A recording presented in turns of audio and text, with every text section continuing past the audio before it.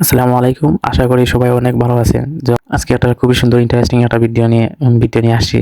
এটা হচ্ছে আমার বাংলাদেশের বৃহত্তম হাওর হাকালুকি হাওর। তো আমাদের এটা বাড়ির পাশেই এটা পড়ছে। এটা হচ্ছে যে বাংলাদেশের খুবই বড় হাওর, বৃহত্তম হাওর। তো এটা আমাদের বাড়ির পাশেই, সময় যাওয়া হয় না। তখন একটা কাজে গিয়েছিলাম। ভিডিওটি সম্পূর্ণটা দেখলে বুঝতে পারবেন যে কোন উদ্দেশ্যে যাওয়া হয়েছে বা না হয়েছে। হাওরের সৌন্দর্য আসলে বলার মতো না, যদি নিজের চোখে না দেখেন। মোবাইলে সম্পূর্ণটা বোঝা যায় না। আর এখানে কয়েকজন মানুষের জন্য অপেক্ষা করতেছি, তখন বারবার কি ভিডিওগ্রাফি ফটোশুটগুলো নিচ্ছিলাম।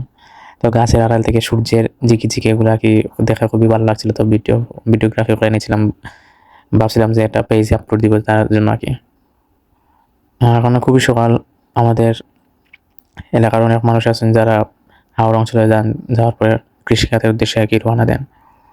তো যে টাইম ভিডিওটি শুরু হয়েছে, এটা হচ্ছে 7টার দিক দিয়ে শুরু হয়েছে। তো বাড়ি থেকে বের হয়েছিলাম 6টা, 6:30 মেবি, 6টা 6:30টার দিক দিয়ে বের হয়েছিলাম। তখন এত সকাল ঘুম থেকে উঠা হয় না, তখন চোখ আগে খুবই ঘুম করছিল, চোখের মধ্যে ঘুমে টলটল করেছিল। তখন সকালবেলা বের হয়েছিলাম আসলে 9টা 10টার দিক দিয়ে খুবই রোদ উঠে আসে, তখন গিয়া বাইরে বের হওয়া যায় না। আর খুবই সকাল বের হয়েছিলাম একটা কাজের উদ্দেশ্যে। ভিডিওতে কোনো সাউন্ড বা কোনো মিউজিক এড করা হয় না। যদি মিউজিক এড করা হতো, আমি বুঝতাম কীরকম একটা সুন্দর দৃশ্যটা লাগলো। কারণ এটা আমাদের পাশে যেটা দেখছেন, এটা হচ্ছে নদী। ছোটো একটাকে আমরা গাং বলি, এলাকার পাশে একটা গাং বলি, এটা হচ্ছে নদী। আর হাওড়ের সৌন্দর্যটা হচ্ছে অতিথি পাখিগুলো। আমরা যখন একসাথে গিয়েছিলাম, এখানে হাওড়ে গিয়েছিলাম একসাথে একটা কাজের উদ্দেশ্যে। আচ্ছা, কাজটা বলে নেই কিসের জন্য গিয়েছিলাম। তো এখানে আমাদের একটা জমি পরিমাপের জন্য গিয়েছিলাম। একটা জমি কিনা হয়েছে, যে ওখানে পরিমাপের জন্য আমরা কয়েকজন মানুষ গিয়েছিলাম ওই জায়গায়।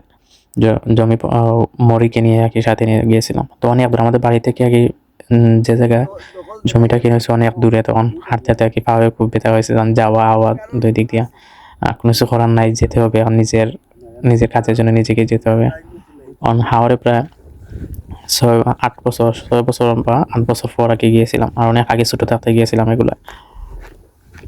আর হাকালুকি হাওরের পানি নাই, পানিগুলো শুকিয়ে গেছে। এখন যে বর্তমান টাইম চলছে, এখন আর কি ধান রোপণের সময় বা ধানের বীজ রোপণের সময় ধান চাষ করবেন কৃষকরা, যার জন্য কি পানিগুলো নাই।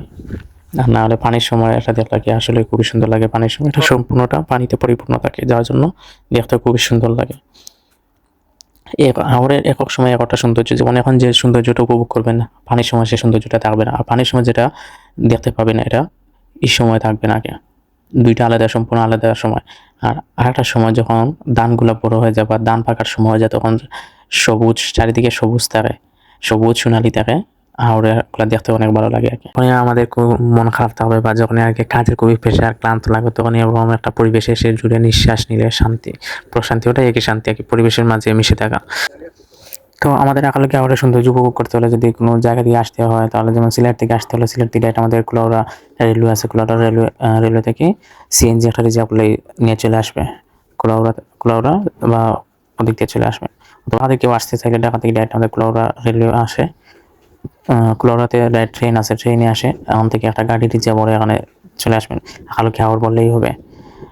আসবেন, এসে ঘুরে যাবেন আর হাকালুকি হাওরের সৌন্দর্য উপভোগ করবেন। আসলে সত্যি খুবই সুন্দর দৃশ্য এগুলো। দেখা ভিডিও লাস্ট পর্যায়ে চলে আসে। ওকে, ভালো থাকেন, সুস্থ থাকেন সবাই। আল্লাহ হাফিজ।